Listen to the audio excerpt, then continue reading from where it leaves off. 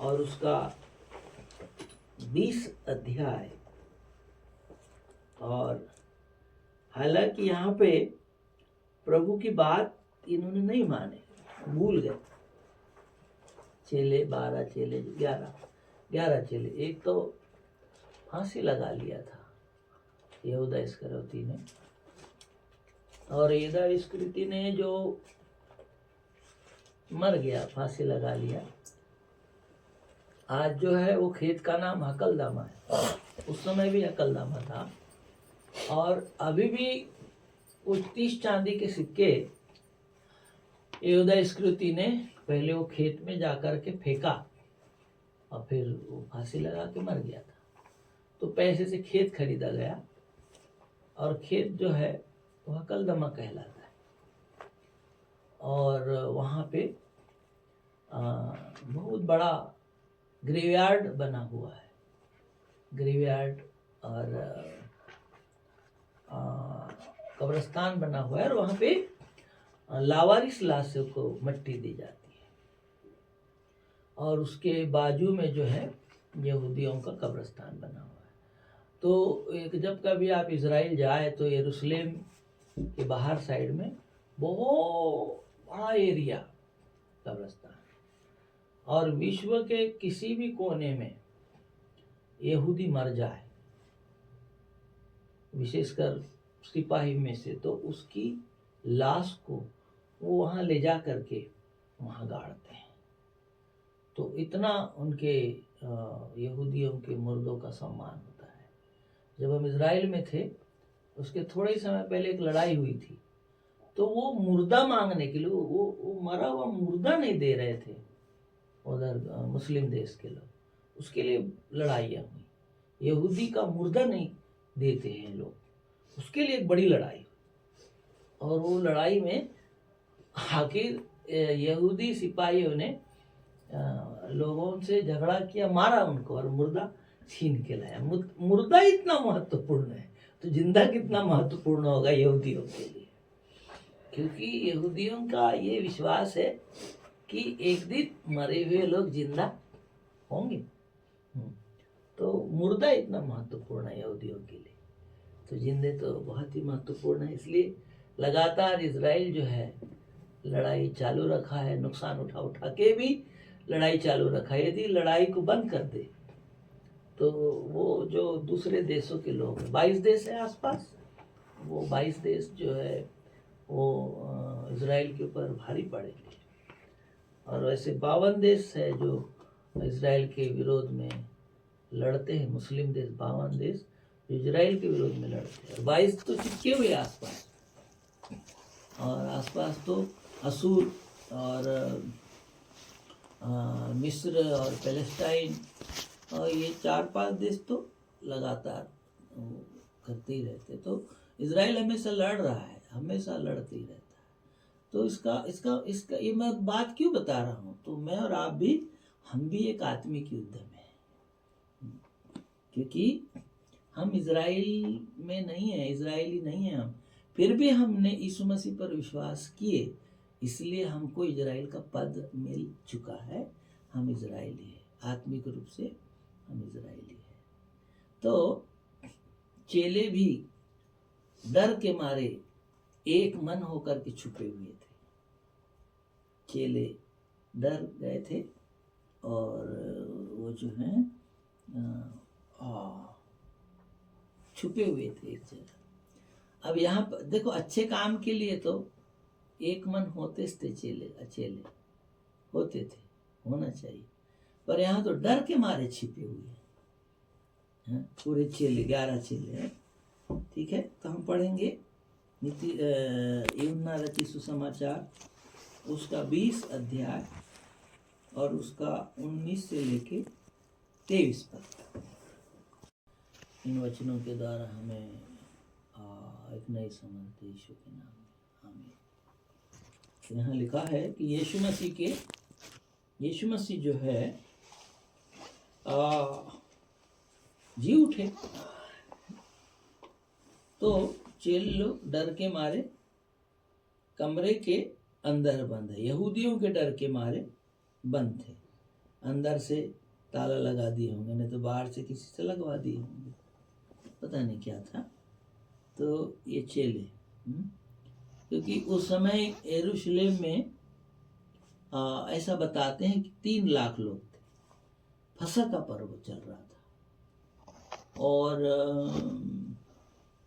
विदेशों से लोग आए हुए थे और यीशु मसीह को क्रूस पे चढ़ाया गया था। फिर यीशु मसीह मर गए और फिर जो है लोग, चेले इधर उधर चले गए, लोग तितर बितर हो गए, विश्वासी लोग सब डर गए, सब इधर उधर छुप गए। परंतु 3 दिन 3 रात के पश्चात यीशु मसीह जी उठे और जी उठने के बाद सबसे पहले महिलाओं को, मरियम मगदलिनी, मरियम, इन महिलाओं को दिखाई दिए। उसके बाद में जो है प्रभु यीशु मसीह उनको दिखाई दिए, जो इमाउस के रास्ते में 2 लोग जा रहे थे, उनको, उनके साथ प्रभु हो लेते हैं उनके साथ। और प्रभु जो है उनसे बात करते हैं, तो वो बोलते हैं, वो 2 लोग, तो अकेला आदमी है क्या, तेरे को नहीं मालूम क्या हुआ है 3 दिनों में, तुझको नहीं पता? यीशु मसीह को बोलते हैं, तेरे को नहीं पता क्या हो रहा है।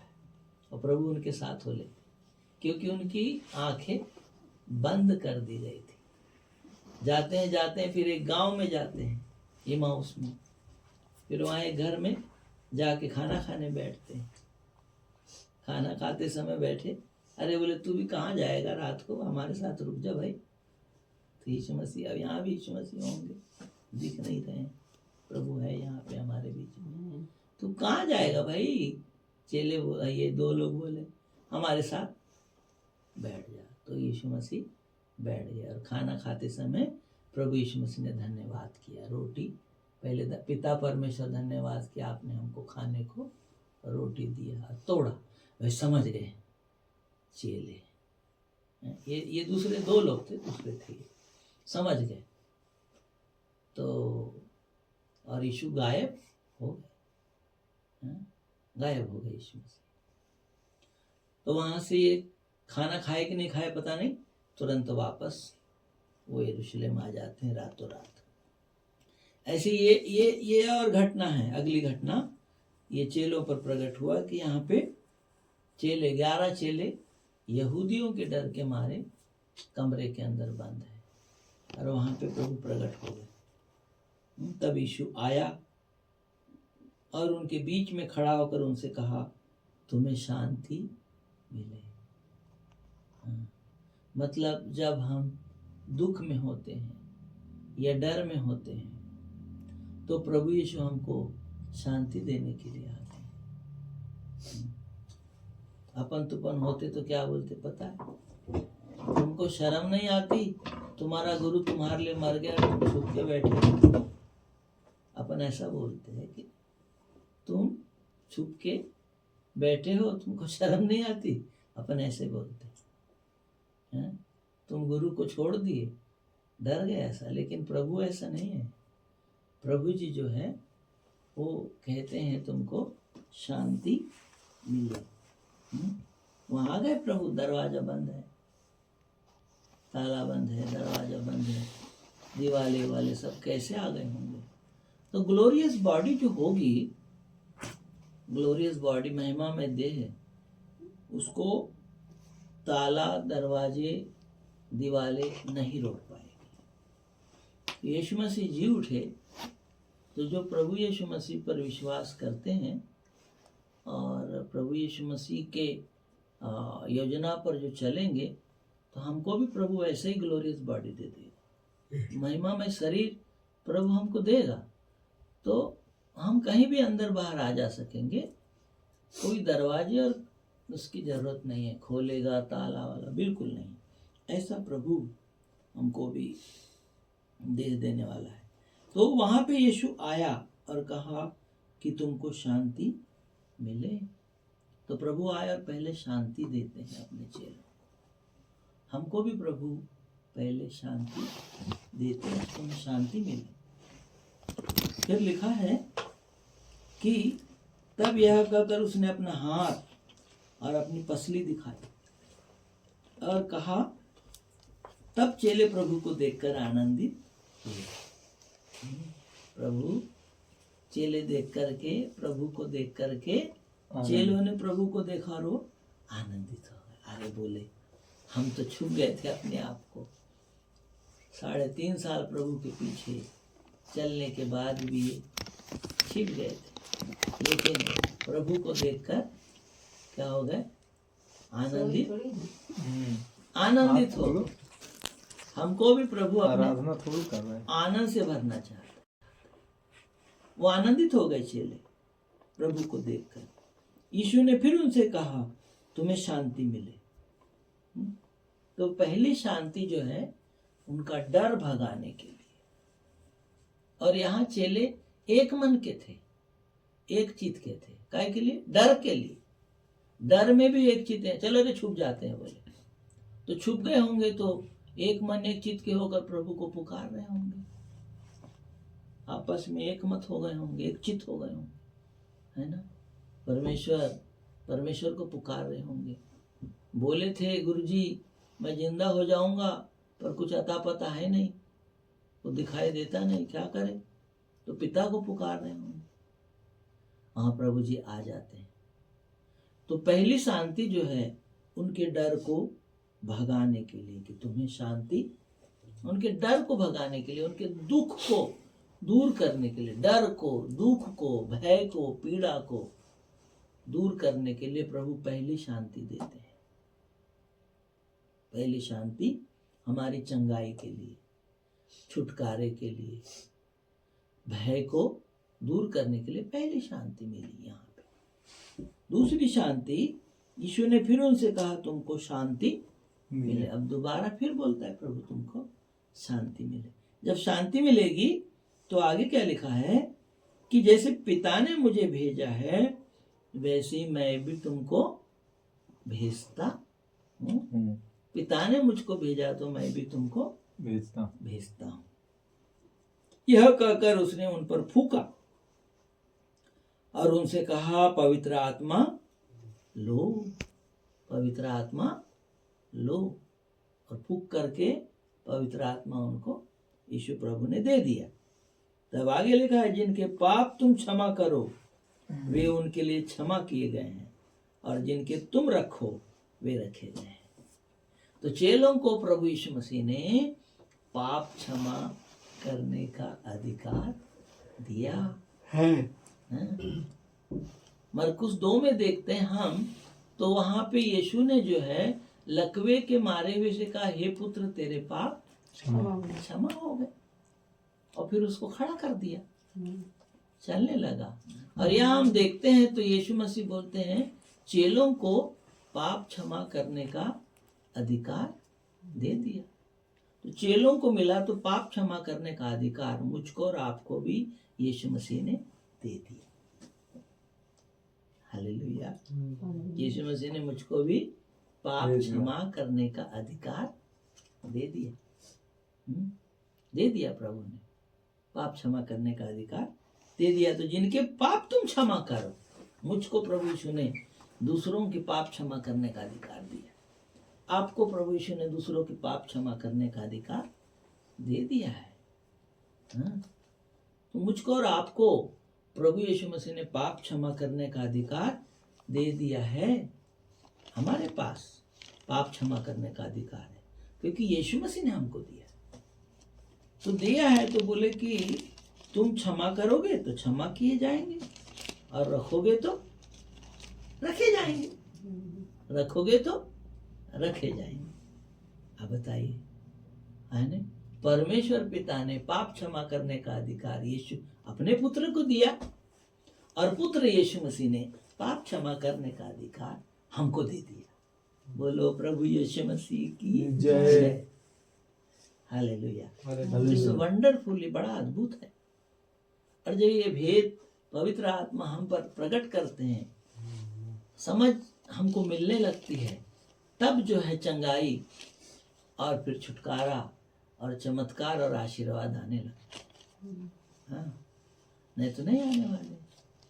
अपन तो पाप ही क्षमा मांग रहे हैं। अरे क्षमा क्षमा मांगेंगे तो क्षमा कब करेंगे? तो दोनों चीजें हैं। जब हमको पता है कि हमने गलती किया या नहीं भी किया। मैंने एक बात को पाया, जब अभिषेक प्रार्थना हो रही थी तो मैंने अपने पापों की लिस्ट खोजा, क्या गलती बाकी है, क्या गलती बाकी, क्या गलती बाकी है। तो पता चला कोई भी गलती बाकी नहीं है, कोई भी पाप मेरा बाकी नहीं जिसके लिए मैं क्षमा मांगू प्रभु से, कुछ भी नहीं। फिर ऐसा आनंद क्यों नहीं लग रहा है, ऐसा फ्री क्यों नहीं लग रहा है? मैं ऐसा लगा क्योंकि पवित्र आत्मा की अनुभूति वो स्वतंत्रता ले आती है। हम उड़ने लगते हैं, ऐसे जमीन से ऊपर उड़ने लगते हैं। हाँ, हमारी आत्मा उड़ती है, हम आनंदित हो जाते हैं। हम सेकंड्स में हम स्वर्ग को अनुभव करते हैं जब स्वतंत्रता महसूस होती है। हम स्वर्गदूतों का अनुभव करते हैं, हम स्वर्ग को अनुभव करते हैं, हम अपने आप को उड़ता हुआ अनुभव करते हैं, हम अनुभव करते हैं इस बात को। तो ऐसा करके मैंने, एक बार की बात है, तो मैंने फिर जैसे दाऊद बोलता है, प्रभु मुझे ढिठाई के पापों से मुझे माफ कर दे। एक जगह लिखा है, प्रभु जो मैं, दाऊद राजा बोलता है, जो मैं नहीं जानता उसको भी तू क्षमा कर दे। तो जब मैंने भी बोला यीशु प्रभु से, प्रभु मैं तो नहीं जानता कौन सा बाकी रह गया, मैं बंधन महसूस जरूर कर रहा हूं, मैं बंधन महसूस कर रहा हूं। तो ऐसा करके मैंने प्रभु से बोला, प्रभु जो मैं नहीं जानता उस भी पाप को यीशु मसीह आप क्षमा कर दो। ऐसा जैसे मैंने बोला, एकदम मेरे अंदर स्वतंत्रता महसूस हुई, बिल्कुल। और मैंने ऐसे आकाश के नीचे हवा में एक भविष्यवक्ता को देखा। भविष्यवक्ता डी जॉन रविंद्रनाथ थे। हम दर्शन और सपनों पे विश्वास करते हैं, जो हमको बाइबिल के वचनों के आधार पे आगे ले चले, उन पे विश्वास करते हैं। नहीं तो कोई गधा देखा, घोड़ा देखा, बिल्ली देखा, ऐसे बहुत से लोग देखते हैं। तो हम लोग विश्वास करते हैं इस बात पे। तो डी जॉन रविंद्रनाथ को मैंने देखा, तो मैं उनसे हाँ ऐसे मिल रहा हूँ, पर वो मेरे से नहीं मिल रहे हैं। हाँ, मेरे से नहीं मिल रहे हैं। तो फिर मैंने क्या किया, क्यों नहीं मिल रहे हैं? तो एक वचन वो बोल रहे हैं कि यदि तेरे भाई के मन में तेरे तरफ से विरोध हो तो तू जाके पहले मिल और फिर आके भेंट चढ़ा। अरे बाप रे, मेरे मन में ये तो पता चलता है, इसके मन में कहाँ से पता चलेगा? कितना कठिन है। ये भाई मेरे मन में ये तो पता है, इसके प्रति मेरे मन में क्या है, पर इनके मन में मेरे लिए क्या है, ये कहाँ से पता रहेगा? ये बहुत कठिन है ना। और प्रभु यही बोला, तेरे भाई के मन में तेरे लिए कुछ नकारात्मक है, विरोध है, क्षमा नहीं किया उसने तेरे को, तो तू इधर दुआ प्रार्थना छोड़ दे, उधर जा और उससे मेल मिलाप कर। ऐसा करके तो यहाँ पूरे पापों की क्षमा होती। तो ये दर्शन था, तो मैं समझ गया एक प्रभु के दास है जो वाराणसी में आए, आसपास मीटिंग लिए, मीटिंग लेके चले गए, मेरे से मिले ही नहीं। तब मुझे प्रभु पवित्र आत्मा याद दिलाया कि फिर उनसे मिलने के लिए जाना है। ठीक है बोला प्रभु, पर अभी तो क्षमा करो। फिर एकदम आनंद लगा। और फिर 1-2 दिन के बाद में बढ़िया हम 4 व्हीलर से प्रभु के दास के यहाँ गए मिलने के लिए। बोले भाई आप आते हो मिलके, हमसे मिलके क्यों नहीं गए, बिना मिले चले। तब उन्होंने बोला मैं जल्दी में था, ऐसा करके उन्होंने बोला। और फिर वो मेल मिलाप अपन ने ठीक कर लिए। जब मेल मिलाप ठीक कर लिया, हमारा मेल ठीक हो गया। इसलिए छोटा बनना है, हमको एक दूसरे से माफी मांगने में शर्म नहीं करना है। वहाँ स्वतंत्रता महसूस होती है, सरलता महसूस होती है। और उसके बाद प्रभु का अभिषेक काम करने लगा, और जब अभिषेक काम करने लगा तो फिर चमत्कार होना शुरू हो गया, नए लोगों में प्रभु का काम शुरू हो गया। तो जब हमको हमारे अंदर पाप क्षमा का अनुभव होता है तो वहां एक स्वतंत्रता महसूस होती है और फिर प्रभु का काम होना शुरू हो जाता है। हम स्वर्ग का अनुभव करते हैं, स्वर्ग दूतों को हम अनुभव करते हैं, देख सकते हैं, उनको अनुभव करते हैं। तो यीशु मसीह ने कहा कि मैंने तुमको क्षमा किया, तुम भी जाओ दूसरों को क्या करो, क्षमा कर। तुम भी दूसरों को जाके क्षमा करो। जब क्षमा करते जाओगे तो क्या होगा, प्रभु का काम बढ़ेगा। हालेलुया, प्रभु का काम बढ़ेगा। इसलिए यही मेल की सेवा में संत पौलुस क्या बोलते हैं, फिलिपियों की पत्री उसका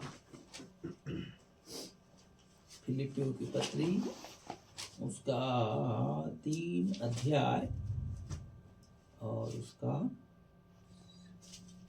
3 अध्याय का 12 से लेकर के 16 पद तक पढ़ने जा रहे हैं। 12 से 16।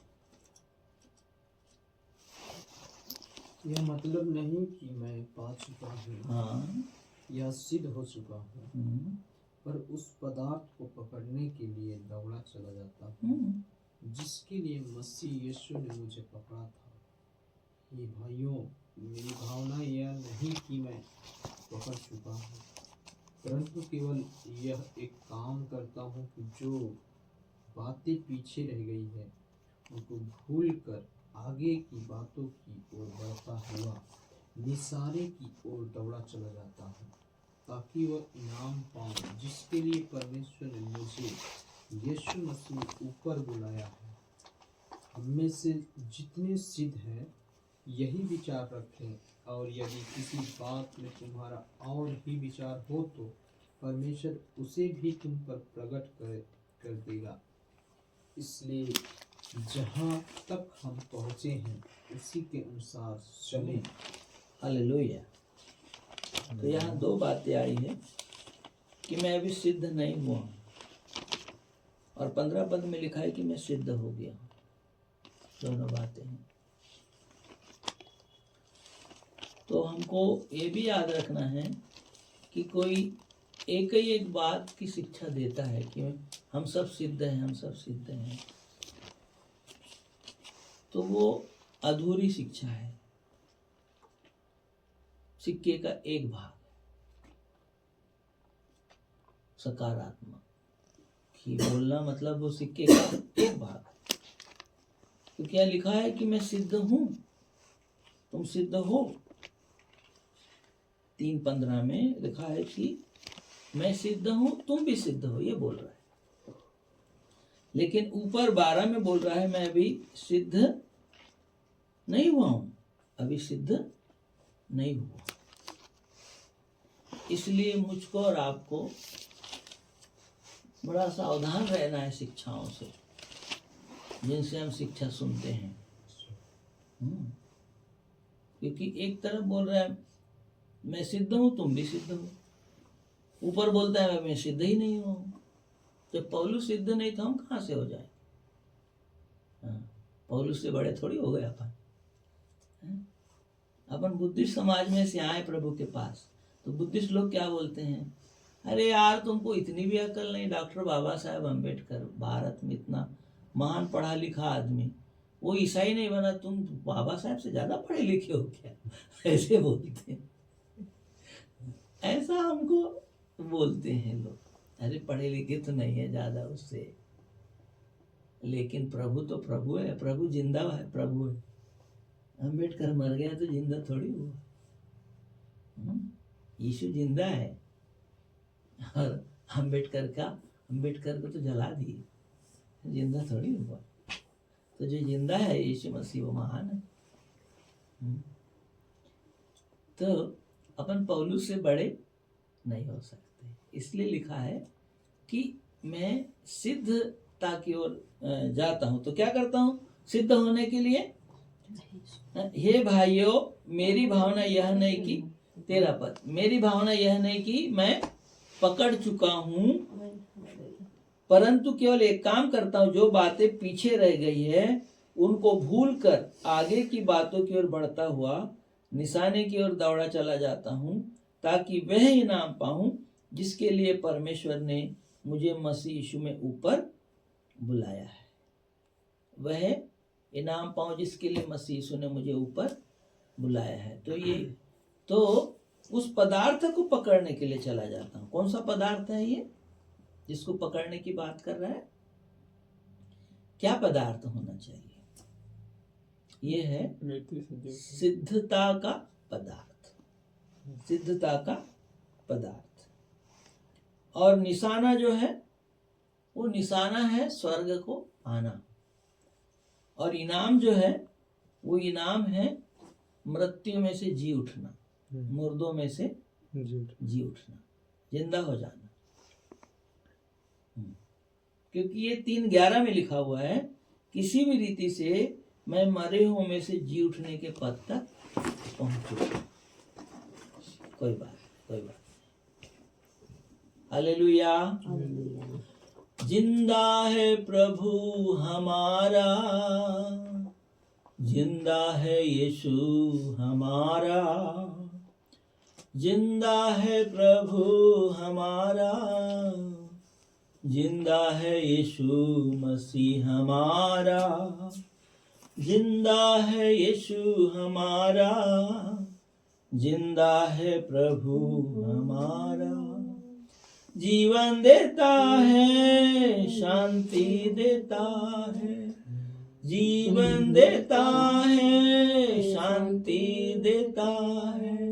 वो ही हमारा राजा है, वो ही हमारा राजा है।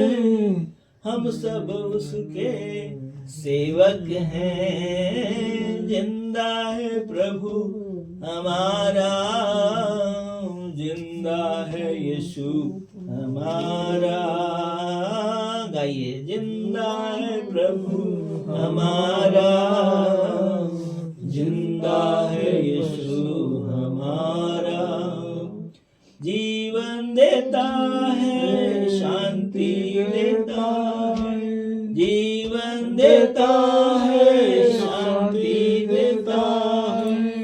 वो ही हमारा राजा है, वो ही हमारा राजा है। हम सब उसके सेवक हैं।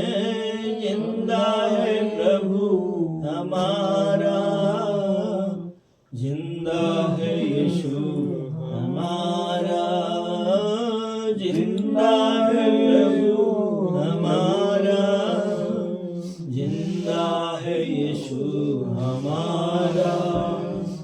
हर पल रहता यीशु साथ, क्या है फिर चिंता की बात। हर पल रहता यीशु साथ, क्या है फिर चिंता की बात। कितनी भी हो काली रात, यीशु दिखलाएगा राह। कितनी भी हो काली रात, यीशु दिखलाएगा राह। चिंता हमारी वो करता है, चिंता हमारी वो करता है। सारे दुखों को हरता है। जिंदा है प्रभु हमारा, हमारा। जिंदा है प्रभु हमारा, जिंदा है यीशु हमारा। जीवन देता है, वो ही हमारा राजा है, सेवक है। जिंदा है प्रभु हमारा, जिंदा है प्रभु। अनंत जीवन देता है। जीवन का मतलब इस जीवन से है जब तक परमेश्वर हमको जिंदा रखने वाले हैं, यीशु मसीह। सब अच्छा ही है। और अनंत जीवन का मतलब मरने के बाद में। तो पौलुस बोलता है 67 साल की उम्र में, वो लिखता है फिलिप्पी की कलीसिया को कि मैं पिछली बातों को भूलता हूँ, हैं? पिछली बातों को भूलता हूँ। तो पिछली बातें, दो बातें हैं, एक अच्छी बातें हैं और एक बुरी बातें हैं। दो प्रकार की बातों को भूलता हूँ। तो क्या भूलना चाहता है संत पौलुस? क्या भूलना चाहता है? अच्छाइयों को भूलने से तो अच्छा नहीं है, परंतु कष्टों को भूलना चाहता है, लोगों को माफ करना चाहता है। हम पढ़ेंगे 2 कुरिन्थियों 11 अध्याय, क्या हुआ संत पौलुस के साथ जो उसे भूलना चाहता है।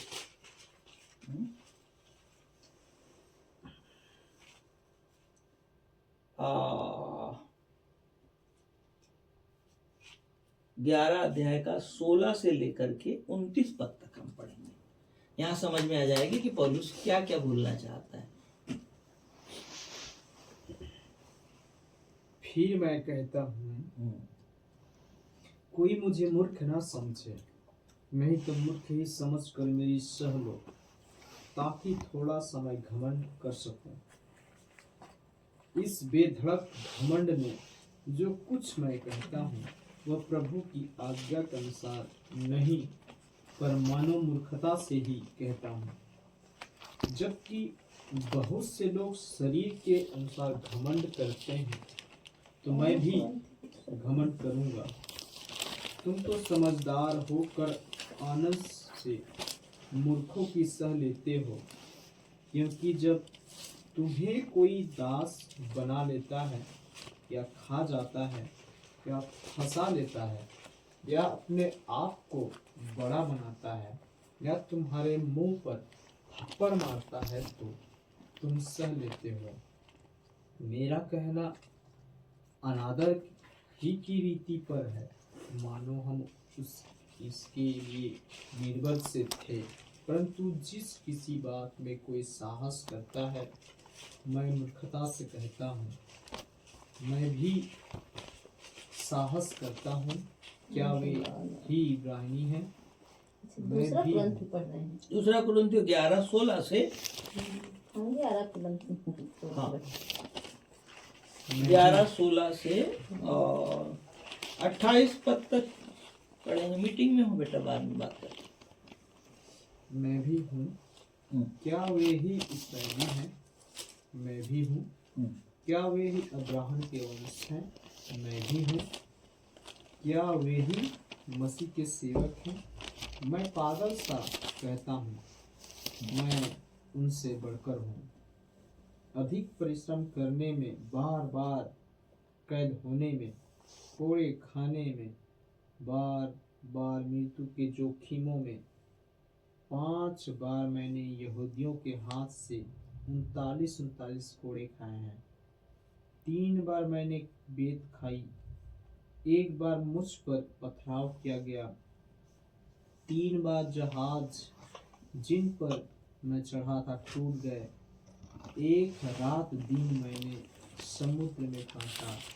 मैं बार बार यात्राओं में, नदियों के जोखिमों में, डाकुओं के जोखिमों में, अपने जाति वालों से जोखिमों में, अन्य जातियों से जोखिमों में, नगरों के जोखिमों में, जंगल के जोखिमों में, समुद्र के जोखिमों में, झूठे भाइयों के बीच जोखिमों में रहा। परिश्रम और कष्ट में, बार बार जागते रहने में, भूख प्यास में, बार बार उपवास करने में, जाड़े में उघाड़े रहने में और अन्य बातों को छोड़कर जिसका वर्णन मैं नहीं करता, सब कलेशाओं की चिंता प्रतिदिन मुझे दबाती है।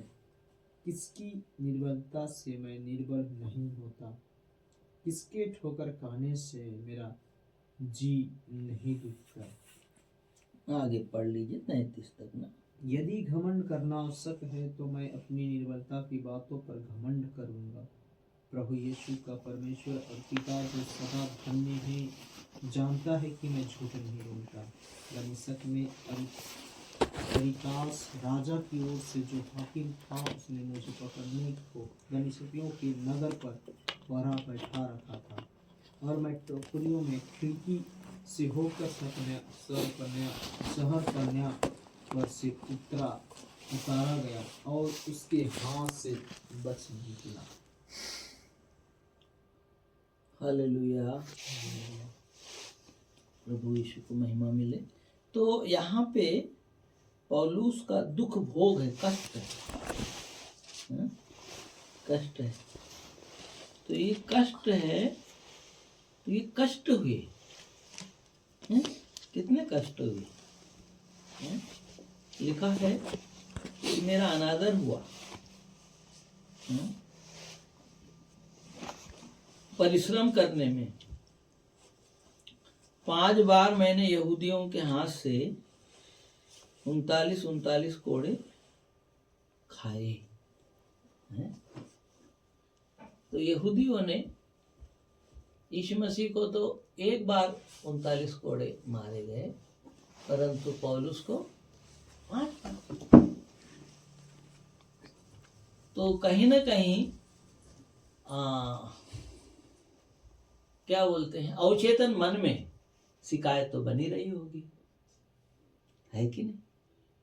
बुढ़ापे में तो क्या होता है, बचपन में पढ़ने की उम्मीद रहती है, जवानी में कुछ कर गुजरने की इच्छा होती है, और बुढ़ापा आता है तो पुरानी बातों को याद करते अपन में। जवानी में ये करेंगे वो करेंगे, और बुढ़ापा आया तो हमने ये किया और वो किया, वही नहीं याद आता है। हमने ऐसा किया, पलाने के लिए किए, इतना किए, वो किया, ऐसा आता है। 60 पार होने के बाद किए वो ज्यादा याद आता है, करेंगे वो कम याद आता है। तो यहाँ पे 5 बार 39 कोड़े मारे यहूदियों ने। तो दिमाग में शिकायत तो रही होगी, अपमान हुआ, कोड़े खाए 5 बार 39, तो दिमाग में तो रहा होगा, जो उसको उस प्रभु से मिलने के लिए रुकावट आती होगी। तब बोलता है पिछली बातें भूलना, मतलब वो जो कोड़े खाया था संत पौलुस ने, भूल नहीं पा रहा होगा। जहां भी जाता होगा तो गवाही देता होगा, भैया मेरे को कोड़े मारे यार, देखो तुम्हारे लिए, प्रभु के लिए। लोग विश्वास, जैसे सेवक लोग कष्ट उठाते, कलीसिया के लिए जाते हैं, रात, आधी रात, दिन, दोपहरी, है ना, जाते हैं। सेवकों को, पास्टर लोगों को पता रहता है वो कैसे कष्ट उठाते हैं विश्वासियों के लिए, या उन लोगों को पता रहता है जब हम दूसरों के लिए कष्ट उठाते हैं। तो ये जो नकारात्मक विचार जो है, इनको संत पौलुस भूल रहा है। मैं पिछला भूलते जाता हूं। कर लो, बात कर लो भाई, कोई इमरजेंसी होगा। घर से है फोन, पटकता था, अब खुद पटकी खा रहा है। वाह रे वाह, वाह प्रभु तेरी सेवा। पादरी साहब, ये प्रभु की सेवा है? पहले घोड़े पे जाता था, पूरा टीम चलाता था, लीडर था। अरे बाप रे क्या चल रहा है, घोड़ा है, टीम है, लीडर है, चिट्ठी है, सब है। और अब मार खा रहा है, बेइज्जत हो रहा है, और बोलता है प्रभु भूलता भी हूँ। मतलब स्वर्ग क्या चीज है ना, आलू भट्टे की सब्जी नहीं है, मतलब ये जान लिया तभी ना। जो आदमी पहलवान था, खींचे, पटके, मारे। अब कलीसिया में सब महिलाएं चुटुक पुटुक तो रहे नहीं होंगे खपच्ची जैसे, उसमें भी तो पहलवान जैसे आज है, पहलवान जैसे लोग उस समय भी रहे होंगे, साधारण लोग तो नहीं रहे होंगे। उनको पटकता ही, तो पहलवान तो था, ऐसा तो था नहीं, कमजोर नहीं था पौलुस, वो पहलवान आदमी था, ज्ञानी आदमी था। हाँ, गमलीएल गुरु का वो चेला था, सब बाइबिल उसको आती थी, सब साम दाम दंड भेद उसके पास था। साम दाम दंड भेद, चारों चीजें उसके पास। फिर भी प्रभु से मिलने, प्रभु के पास रहने के लिए ये सब सह के अब भूलने का प्रैक्टिस कर रहा है। पत्थर मारे तो दिमाग में टेंशन रहा होगा, बेइज्जत किए तो दिमाग में रहा होगा, दोष लगाए तो दिमाग में रहा होगा, ये सब दिमाग में रहा। तो यही तो बोलता है वो, जहाज टूट गया, समुंदर में काटा, यात्रा जब जा रहा होगा कलीसिया में सेवा करने के लिए तो ठंड लगती। सही बात है। तो ये दुख उठाना है, इसका प्रतिफल मिलेगा, जरूर मिलेगा, इसका प्रतिफल मिलेगा, है ना। तो यात्राओं में मैं भी जाता था सेवा करने के लिए, तो एक दिन में हमने 180 किलोमीटर साइकिल चलाया। एक दिन में 80 से 110 किलोमीटर साइकिल चलाया। कूल्हे की चमड़ी छिल जाती थी। मुझे याद है, प्रचार करने के लिए, लोगों के लिए प्रार्थना करने के लिए। और लोग मजाक करते थे, भाव इधर आ, क्या बेचता हैगा, क्योंकि पीछे बैग रहता था साइकिल। क्या बेचता है, क्या बेचने लाएगा। हाँ, वहीं से अपन शुरू, यीशु मसीह का सुसमाचार। क्योंकि पीछे जो है ऐसा गोल वाला बैग बांध लेता था मैं साइकिल कैरियर में। तो चलते चलते महिला लोग, दीदी लोग बुला लेते थे, इकड़े भाव, इकड़े इकड़े काइक तक जा। हाँ, अपन वहीं बैठ गए, बताता हूँ मैं क्या बेचता हूँ। ऐसा प्रचार किया मैंने महाराष्ट्र में, ऐसा ऐसा। तो मुझे याद है एक दिन में 110 किलोमीटर, ऐसा कष्ट उठा है। आज प्रभु जो है, प्रभु जो है सब जगह कंफर्ट देता है, क्योंकि प्रभु को अपनी चिंता है। तो इसको भी यात्राओं में यात्रा किया इन्होंने। तो लगता होगा यार जाना है।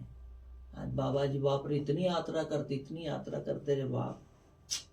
हम तो जितने हैं कोई भी नहीं करते उतना उनके जैसा। 10% भी नहीं किया हूँ मैंने जितना उन्होंने यात्रा किया। उनका 10% भी मैंने नहीं किया हूँ, 1-8% किया होगा मैंने बाबा जी का जो यात्रा करते हैं। तो यात्रा जाना पड़ा। तो यात्रा में जो कष्ट हुआ होगा तो वो भूल रहा है पौलुस, उसको भूल रहा है पौलुस, भूलते जा रहा है यात्राओं में, नदियों के जोखिमों में। नदी पड़ जाती है।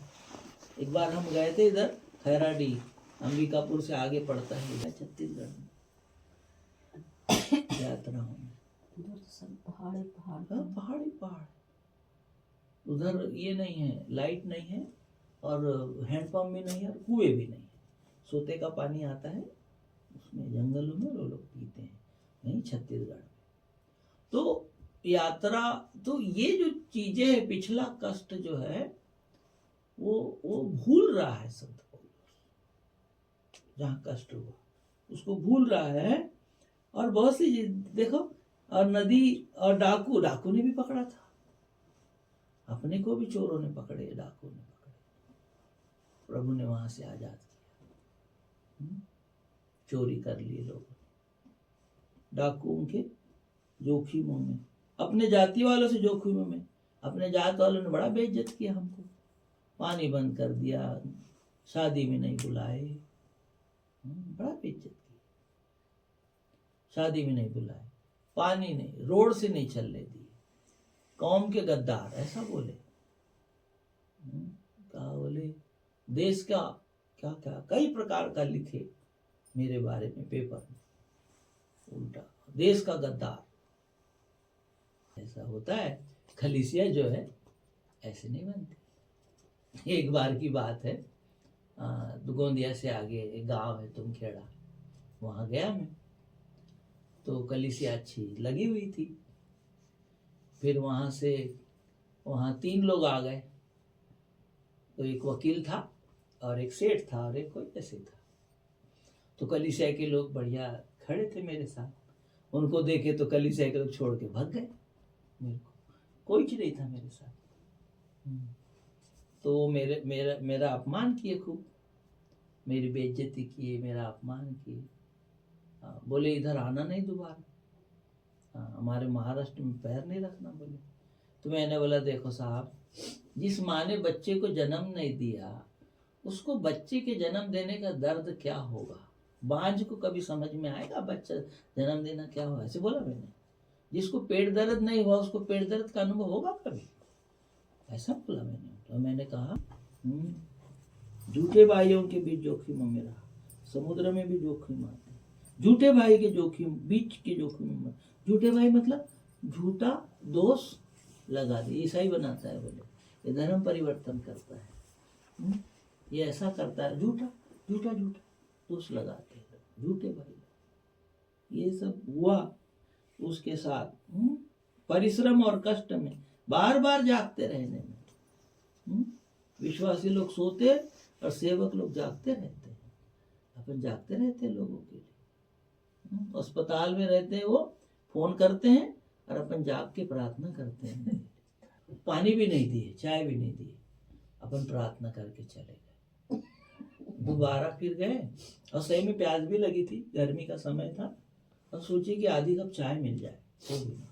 दोबारा गए, फिर मैंने खुद ही खटिया खींच के बैठ गया, बोला पानी पिलाओ, चाय बनाओ, तब तुम्हारे लिए दुआ करें। ऐसा वाला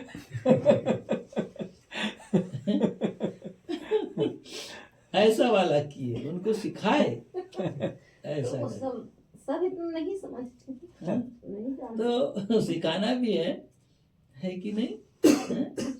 भूख प्यास में, भूख प्यास में, भूख प्यास भी लगती है, प्रभु की सेवा में जाते हैं, परीक्षा रहती है अपनी, और ज्यादा भूख, और खा के जाओ ना तो फिर खूब खिलाते भी हैं। एक दिन मास्टर जी हमने 7 बार खा, कई चीजें, तो ये सब चीजें जो है ना, भूख प्यास उपवास और बहुत सी चीजें हैं। और कलीसिया, किसकी निर्बलता से मैं निर्बल नहीं होता, बताओ? मतलब सामने वाला दुखी है, वहां से कोई नहीं मिटा सकता। वो प्रभु हमको जीवन के मुकुट में वो हीरा जरूर जुड़ेगा, क्योंकि हमने दुख उठाए। इसलिए दुख उठाना है, करना है, आत्माएं जीतना है प्रभु के लिए। जिसके पाप तुम क्षमा करोगे वो क्षमा किए जाएंगे, है ना? तो ये सब चीजें जो है, बड़ा आनंद आता है सब पढ़ने में। तो यात्राओं में, जोखिमों में, अब टाइम भी हो रहा है, बंद भी करेंगे जल्दी। अन्य जाति वालों से जोखिमों में, जाति वालों का बड़ा आता है। हाँ, रजवाड़े लोग देंगे तुमको, बताएंगे, रजवाड़ी ज्यादा दूर है, बोलेंगे। जाति, दूसरे जाति के लोग, अविश्वासी लोग, अन्य जाति के लोग, हाँ, ये हैं जंगल के जोखिमों में, जंगल तो आप लोग जाते ही हो, हाँ? समुद्र के जोखिमों में, झूठे भाइयों के बीच जोखिमों में रहा, समुद्र में भी जोखिम आते हैं।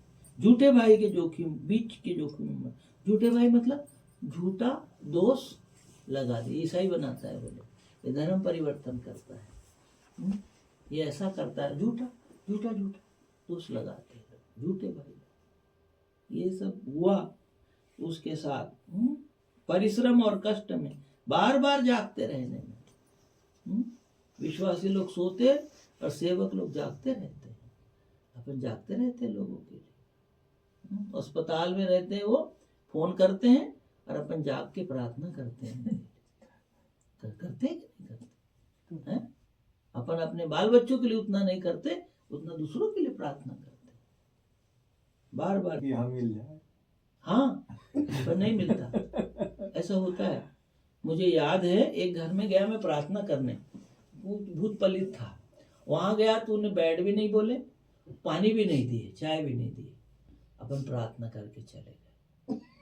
दोबारा फिर गए और सही में प्यास भी लगी थी, गर्मी का समय था, और सोची कि आधी कप चाय मिल जाए, हो गई।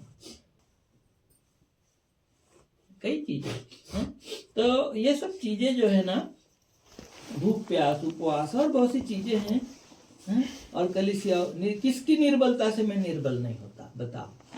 मतलब सामने वाला दुखी है तो उसके चलते अपन भी दुखी हो जाते हैं। वो रो रहा है तो अपन भी रोते हैं, रोने वालों के साथ रो, ऐसा लिखा है।